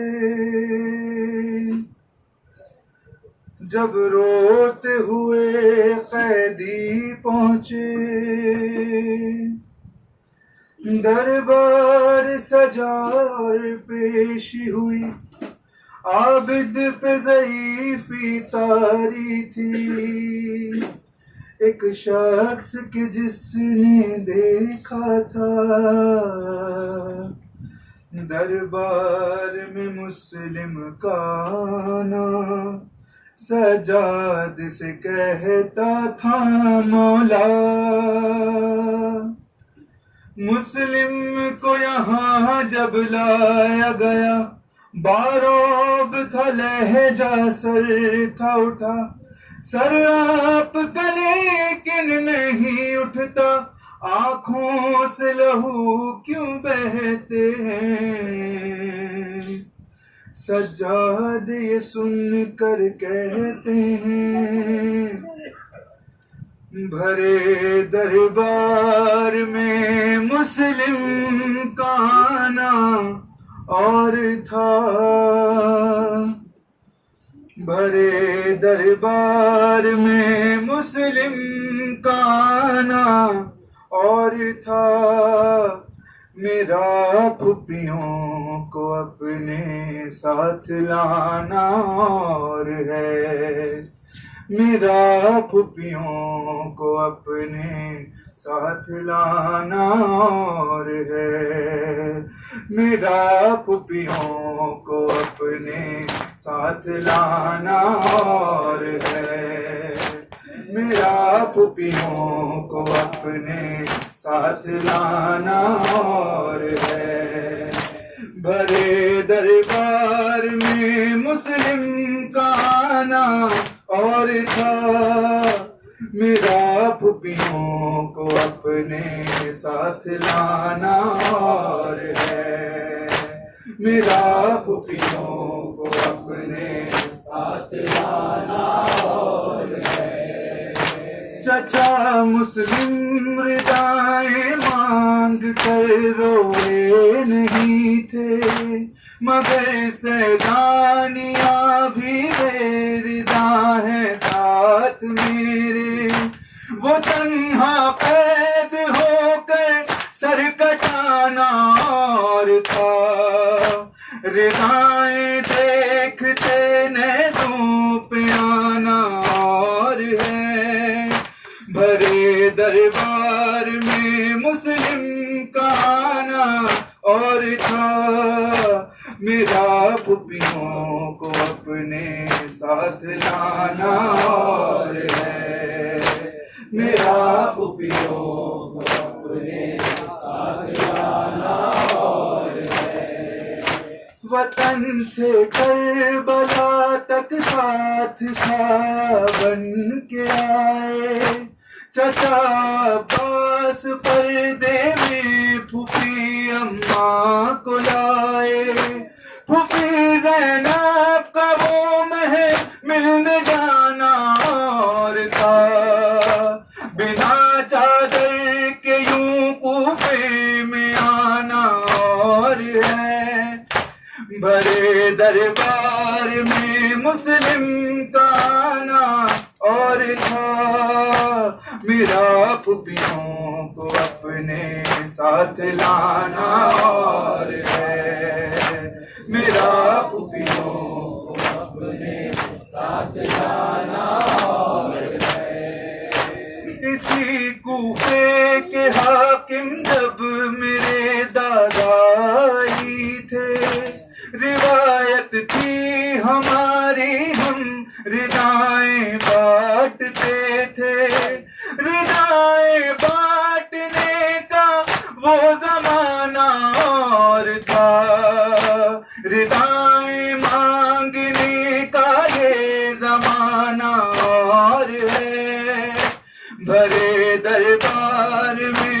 مسلم کا آنا اور تھا، میرا پپیوں کو اپنے ساتھ لانا اور ہے، میرا پپیوں کو اپنے ساتھ لانا اور ہے۔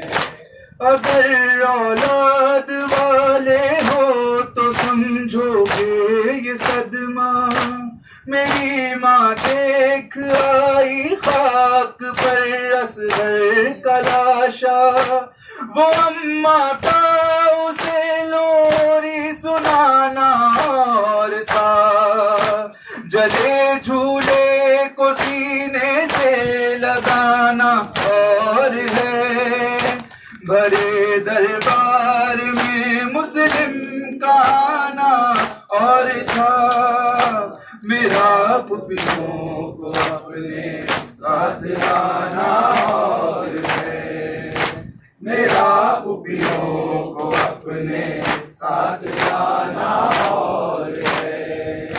سما سینے پہ مقتل میں علی اکبر نے کھائی، مجھے کربل سے امت ہے سرے بازار لائی، سنا ایک بار ہی سینے پہ ٹھانا اور تھا، مسلسل قتل ہوتے شام جانا اور ہے، بھرے دربار میں مسلم کا آنا اور تھا، میرا پپیوں کو اپنے ساتھ لانا اور ہے، میرا پپیوں کو اپنے ساتھ لانا اور ہے۔ سحر دیکھو سنا کی نوک پر بابا کا سر ہے، بندھا غازی کا در بھی گردن رہوار پر ہے، مقابل شامیوں کے ان کا جانا اور تھا، میرا بازار میں خمبوں کے جانا اور ہے، بھرے دربار میں مسلم کا آنا اور تھا، میرا پپیوں کو اپنے ساتھ لانا اور ہے، میرا پپیوں کو اپنے ساتھ لانا اور ہے۔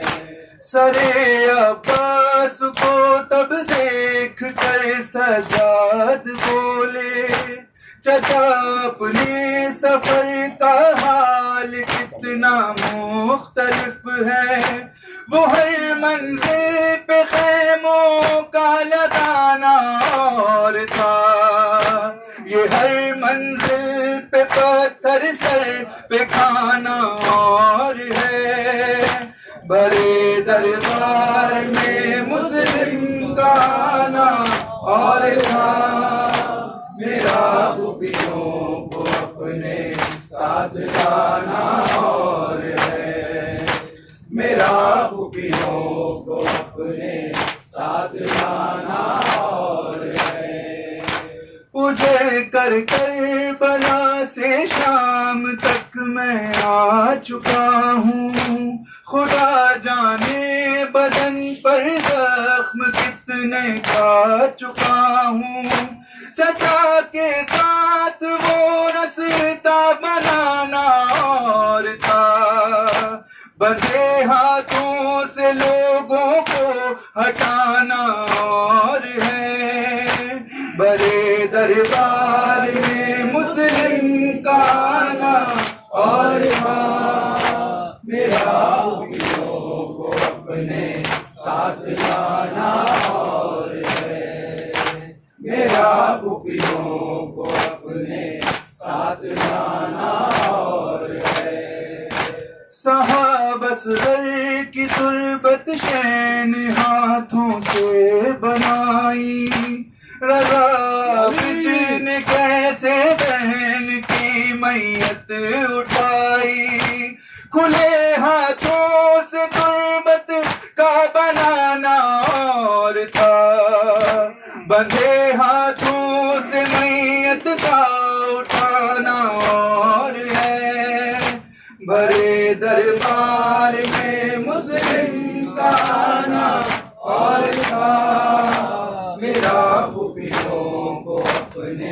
ساتھ جانا